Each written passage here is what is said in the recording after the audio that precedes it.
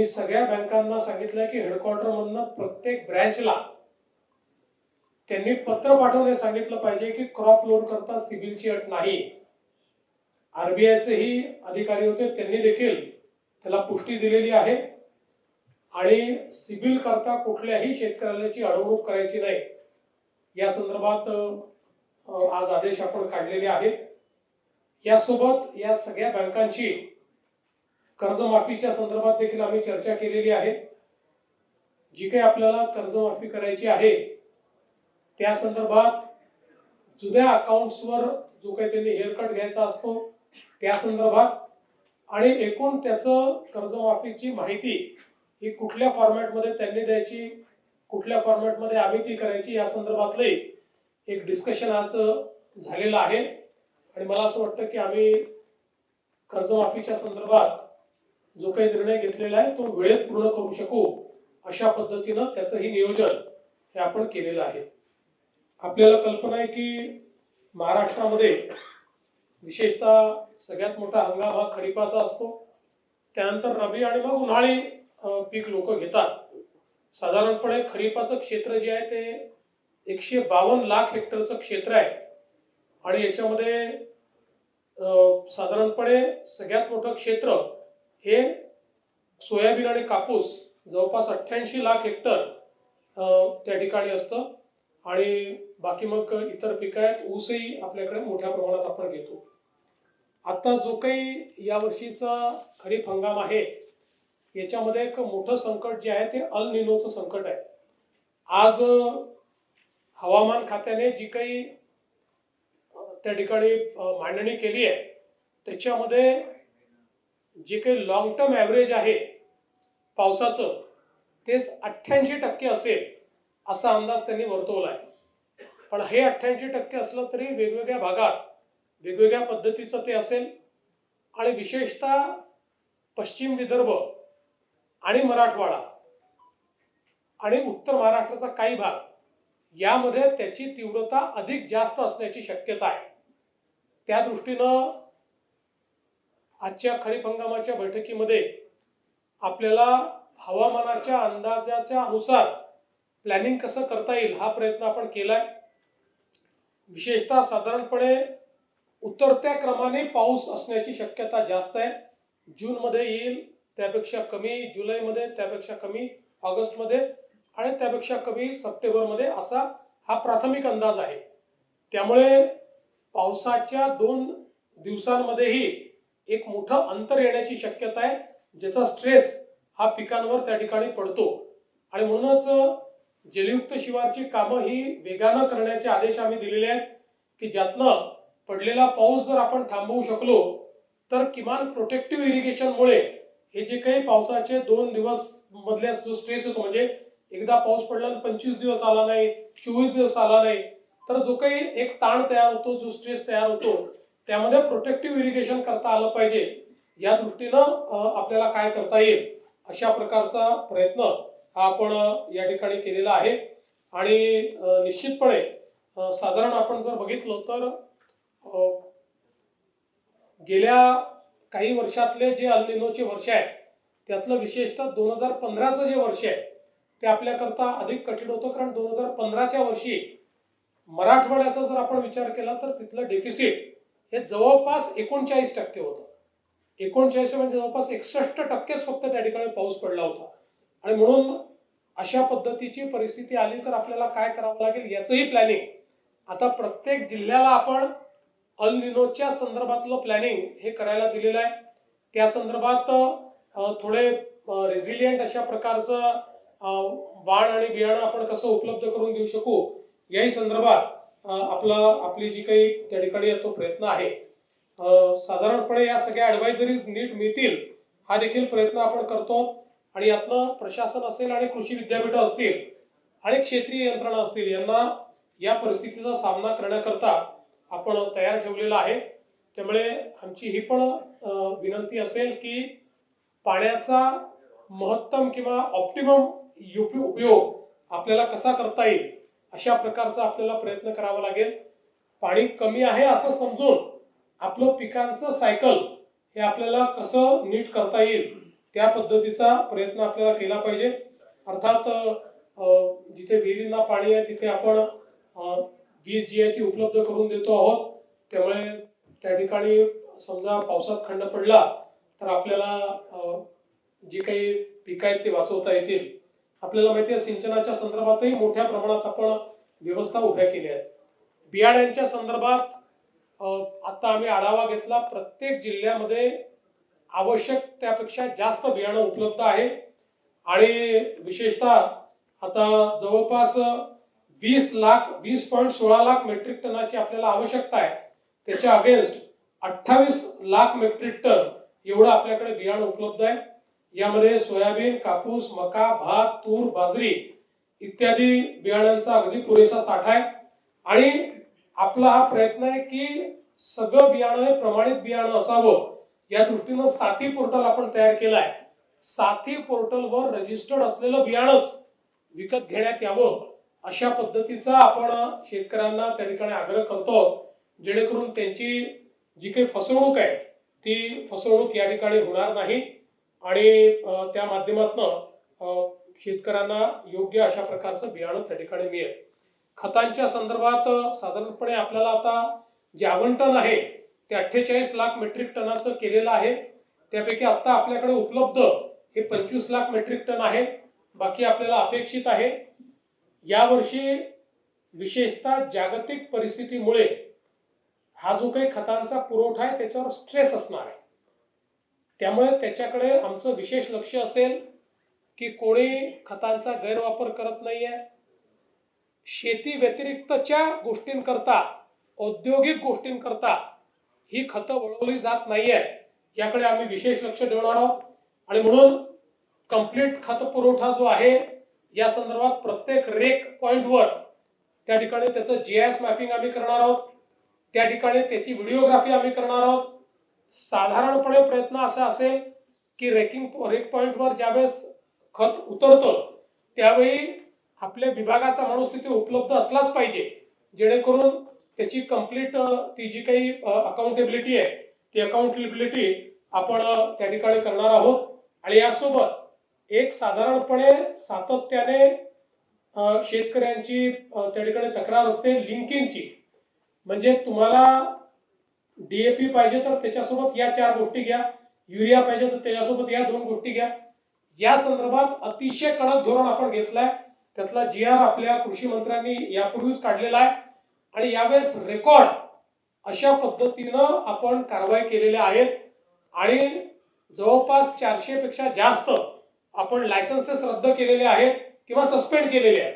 त्यामुळे कुठेही लिंकिंगची तक्रार आली तर त्याच्यावर सस्पेन्शनची कारवाई जी आहे ती कारवाई आपण निश्चितपणे या ठिकाणी करणार आहोत.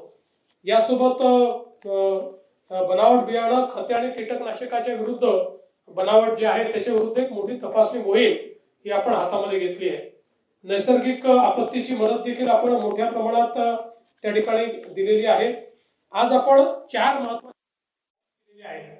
यामध्ये महाविस्तार 2.0 हा आपण एक ऍप आज त्याचं लॉन्चिंग केलंय. आपल्याला माहिती आहे की आता 40 लाख लोक महाविस्तार ऍपवर आपले आले आहेत. याचं नवीन व्हर्जन आहे, ज्या व्हर्जन मध्ये एक प्रकारे हा ऍप म्हणजे शेतकऱ्याचा घरचा कृषी तज्ञ. शेतकरी आपल्या भाषेमध्ये त्याच्यावर संदेश पाठवून उत्तर मिळवू शकतो. शेतकरी बोलून आपला एआय एजंट त्याला उत्तर देतो. त्यामुळे पूर्णपणे शेतकऱ्याला जी माहिती पाहिजे असेल, क्रॉपिंग पॅटर्न पासनं, कीड नियंत्रणापासनं किंवा पुढच्या काळामध्ये जे काही पिकांचे भाव आहेत त्याच्यापर्यंत 100% सगळी माहिती ही या महाविस्तार ऍपवर शेतकऱ्यांना उपलब्ध आहे. आणि याच्या व्यतिरिक्त आपण कॉलिंगची सिस्टीमही सुरू केलेली आहे. म्हणजे आता आपण शेतकऱ्यांना या ऍपवर त्यांच्या भागात पाऊस कधी पडेल हे पण करणार आहे, किती पडेल साधारणपणे त्याचा अंदाजही त्यांना येणार आहे. आणि या संदर्भात एक कॉलिंगची व्यवस्था पण आपण करतो की जो कॉल देखील त्यांना जाणार आहे. आणि साधारणपणे एआय आधारित कॉल असला तर या इंटरॅक्टिव्ह कॉल असेल. हा जो एआय एजंट आहे हा स्मार्ट एजंट असल्यामुळे जणू काही आपण त्या बाईशी किंवा माणसाशीच बोलतोय अशा प्रकारे त्यांना सगळ्या प्रश्नांची उत्तरं ही या कॉलच्या माध्यमातून किंवा या नंबरवर मिळू शकतील अशा प्रकारची व्यवस्था आपण केली आहे. याच्यासोबत क्रॉपसॅप ही देखील एक व्यवस्था आपण केली आहे. म्हणजे पिकाचा कुठल्याही स्टेजवर फोटो काढून याच्यावर जर अपलोड केला तर क्रॉपसॅपच्या माध्यमातून त्या क्रॉपिंग सायकलमध्ये त्या पिकाची परिस्थिती काय आहे, त्याच्यावर कीड येण्याची शक्यता असेल तर त्याची माहिती मिळेल. कीड आली असेल तर त्याच्या नियंत्रणाकरता काय केलं पाहिजे हे सांगितलं जाईल. त्या स्टेजला त्याला जर कुठल्या मायक्रोन्यूट्रियनची आवश्यकता असेल तर त्याची माहिती दिली जाईल. एका फोटोने ही सगळी माहिती ही शेतकऱ्याला या क्रॉपसॅपच्या माध्यमातून आणि या ऍपच्या माध्यमातून मिळणार आहे. म्हणजे एक प्रकारे शेतकऱ्याला या संपूर्ण प्रक्रियेमध्ये एआयच्या मदतीने आणि सगळी चारही विद्यापीठं याच्याशी जोडलेली आहेत त्या एक्सपर्ट्सच्या मदतीने पाहिजे ती मदत आपण देणार आहोत. त्याचं लॉन्चिंग आपण केलंय.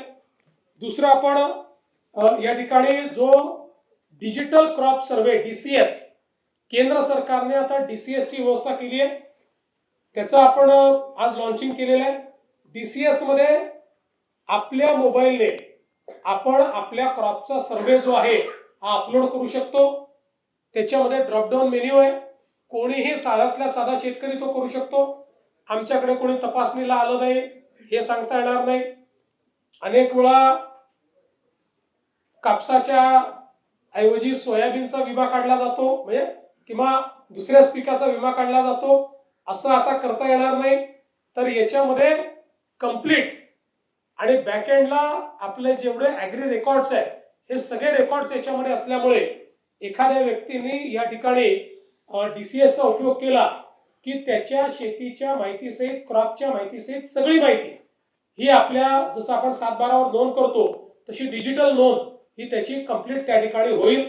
त्यामुळे ज्या काही पुढे इन्शुरन्स मध्ये अडचणी येतात ज्या गडबडी होतात या सगळ्या गडबडी याच्या माध्यमातून पूर्णपणे बंद होणार आहे. आणि जिथे काही ठिकाणी डोंगराळ भाग आहेत त्या ठिकाणी कनेक्टिव्हिटी नसते तिथे त्यांनी फोटो काढून नंतर कनेक्टिव्हिटी मध्ये येऊन जरी अपलोड केलं तरी ते अपलोड होणार आहे आणि जणू काही त्यांनी तिथेच अपलोड केलं अशा पद्धतीनं ते अपलोड होणार आहे. हे देखील आपण लॉन्च केलेलं आहे. दुसरं सेंट्रल बँक डिजिटल करन्सी आपण आज या ठिकाणी केलेली आहे.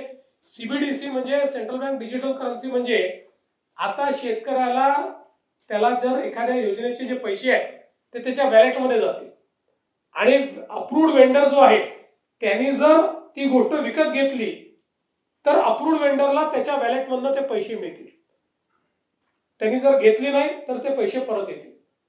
अशा पद्धतीनं DBTच्या पुढच्या म्हणजे डिजिटल करन्सीवर आता आपण गेलेलो आहोत. त्याचं पण आज लॉन्च आपण केलेलं आहे.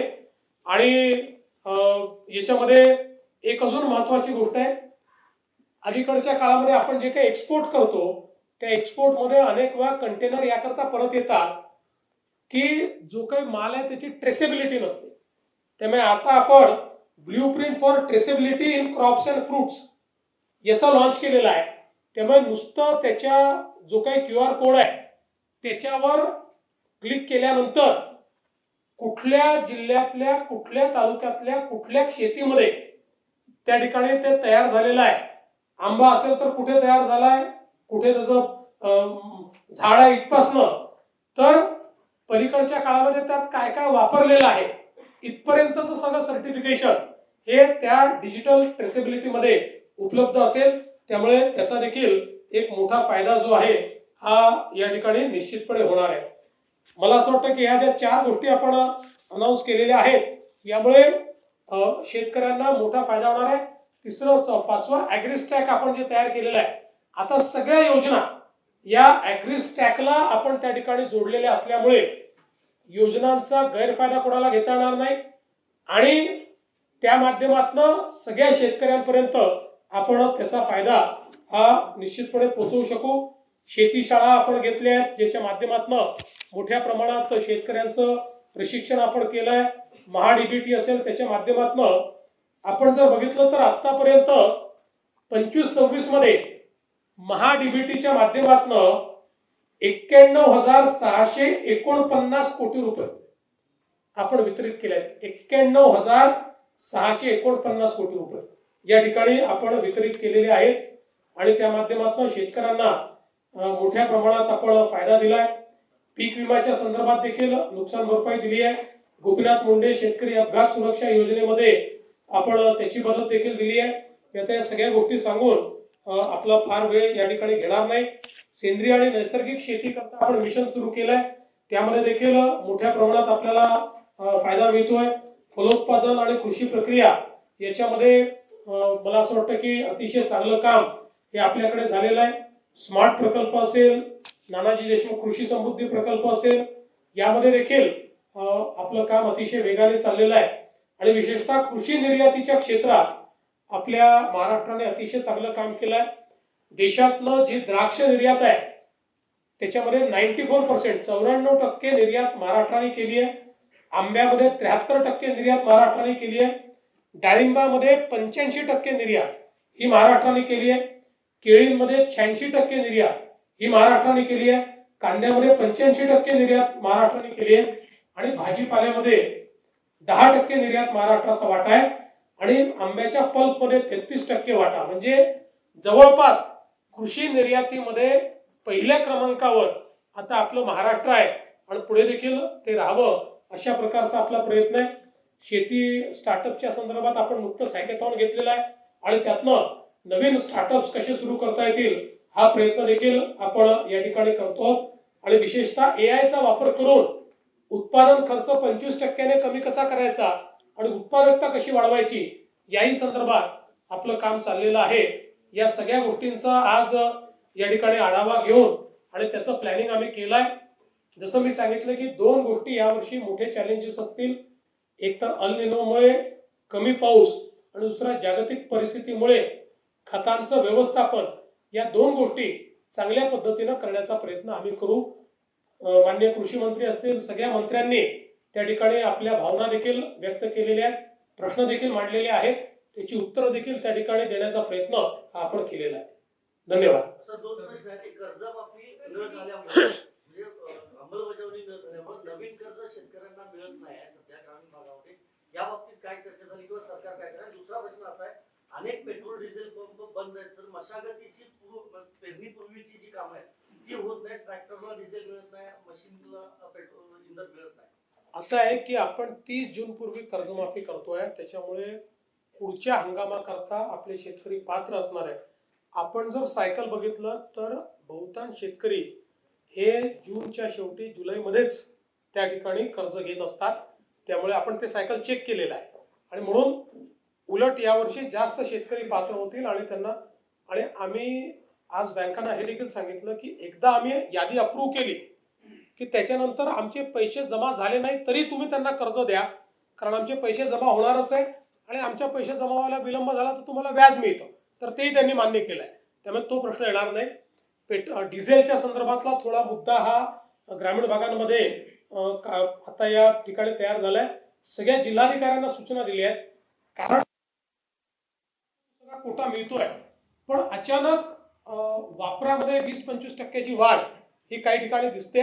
याचा अर्थ असा आहे की थोडं साठवणूक किंवा काही लोक अधिकची साठेबाजी करतायत.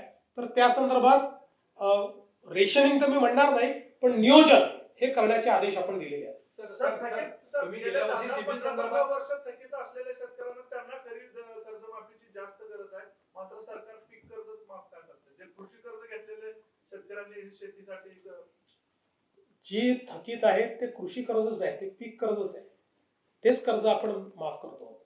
सर सिबिल संदर्भात गेल्या वर्षी सुद्धा तुम्ही राष्ट्रीयकृत बँकांना सांगितलं होतं, पण त्यांनी सिबिलची अट लावल्यामुळं कर्ज वितरण झालं नाही आणि हे दरवर्षी त्यांचा रेशो कमीच असतो. तर यावर्षी आता खरोखर त्यांना काय बघा, यावर्षी फार कडक निर्देश दिलेले आहेत. त्यांना सांगितलंय तरी 1-2 नमुने निघतीलच, मला पूर्ण विश्वास आहे, पण त्या नमुन्यांचा बंदोबस्त करू. शेतकऱ्यांना भेटत नाही. गेले धाराशिव जिल्ह्यात पीक विमा आणखी काही जिल्ह्यांमध्ये पीक विम्याच्या संदर्भात प्रश्न निर्माण झालेले आहेत. त्या संदर्भात मुख्य सचिवांना सांगितलेलं आहे की ती बैठक तुम्ही घ्या. ती बैठक घेऊन त्यातल्या ज्या अडचणी आहेत त्या अडचणींच्या संदर्भात मी स्वतः केंद्रीय मंत्र्यांशी देखील चर्चा केलेली आहे. केंद्रीय मंत्री देखील त्याच्यावर बैठक घ्यायला तयार आहेत. सरसकट नाही पण काही जिल्ह्यात हा प्रश्न आहे तो आम्ही सोडवण्याचा प्रयत्न करतो. कर्जमाफीच्या संदर्भात एक प्रश्न आहे. विधान परिषदेची आचारसंहिता लागल्यामुळे कर्जमाफीची अंमलबजावणी दूरपर्यंत म्हणजे त्याला उशीर होईल असं साधारणपणे बोललं जाते. या कितपत मला असं याकरता वाटत नाही की ही अनाऊन्स झालेली स्कीम आहे. एक दुसरं, विधान परिषदेचे जे वोटर आहेत ते या कर्जमाफीतनं वगळलेले आहेत. महानगरपालिका सदस्य, जिल्हा परिषद सदस्य हे त्या कर्जमाफीत नाहीच आहेत. त्याच्यामुळे आवश्यकता असेल तर आम्ही परवानगी घेऊ. परवानगी आम्ही आता तर पहिली तयारी करतो. आवश्यकता पडली तर परवानगी घेऊ. धान उत्पादक शेतकऱ्यांचे चुकाऱ्याचे पैसे पहिले देणं आवश्यक होतं. आज आम्ही ते रिलीज केले आहे. आता जो एक उल्लेख केला की अनुदानित खतांबरोबर विनाअनुदानित खताची विक्रीची सक्ती काही उत्पादक करतात, तुम्ही कारवाई सुरू केली. मात्र आता या काळामध्ये त्याची विक्री मोठ्या प्रमाणात होऊ शकते, तर त्यासाठी शेतकऱ्यांना नाही, आमचा आव्हानच आहे की त्याची तुम्ही तक्रार करा, आम्ही त्यांचा परवाना रद्द करू.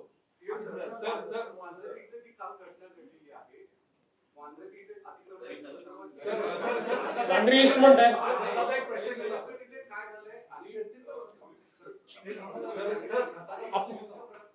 आपण शेतीवरनं मुंबईवर आलेलो आहोत. असं आहे की त्या ठिकाणी रितसर अतिक्रमण काढण्याची जी काही कारवाई चालली होती त्याच्यामध्ये काही लोकांनी पोलिसांवर दगडफेक केली. दगडफेक करणाऱ्यांवर पोलिसांनी लाठीचार्ज केला. सगळे नियंत्रणात आले. जे दगडफेक करणारे होते त्यांना अरेस्ट केलं. राज्याला गरज असते एका खरीप हंगामात साधारण 16 लाख टन, तर राज्याकडे 5 ते 6 लाख टन सध्या युरियाची उपलब्धता आहे. तर ही खूप अडचणीची. नाही, तुम्ही फार कमी सांगताय. आपल्याकडे 25 लाख टन आहे, त्याच्यात दुप्पट पाहिजे आपल्याला. पण मी तेच सांगितलं की आपल्याकडे आता जो स्टॉक आहे उरलेला स्टॉक हा येत जातो. हा आपला बेस्ट स्टॉक आहे. म्हणजे याच्यामधला काही मागच्या वर्षीच आहे जो कॅरी फॉरवर्ड झालेला आहे. आता या वर्षीचा स्टॉक येईल आपल्याकडे.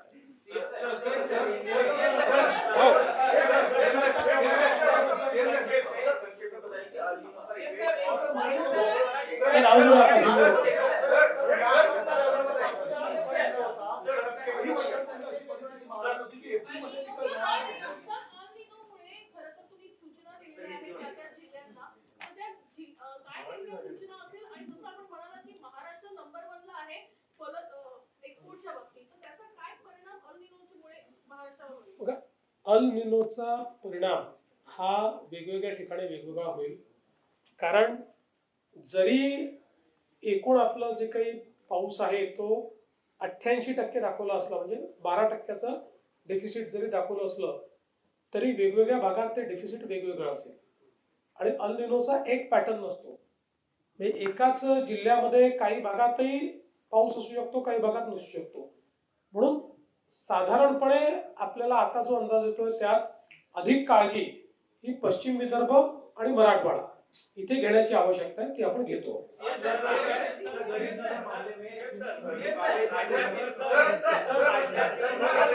चला, हिंदी वाल्यांना एक उत्तर द्यावं लागेल मला. देखो, जो बांद्रा पूर्व में जो कार्रवाई चल रही है उसमें